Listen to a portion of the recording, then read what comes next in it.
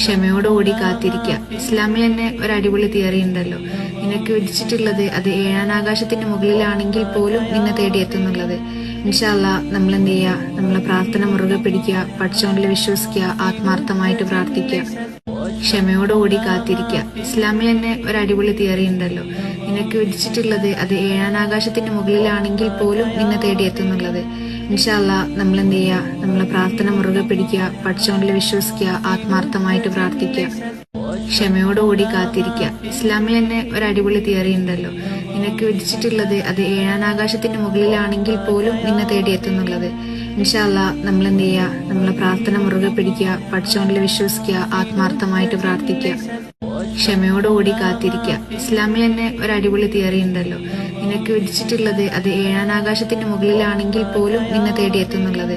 ഇൻഷാ അല്ലാ നമ്മൾ എന്ത് ചെയ്യുക, നമ്മളെ പ്രാർത്ഥന മുറുകെ പിടിക്കുക,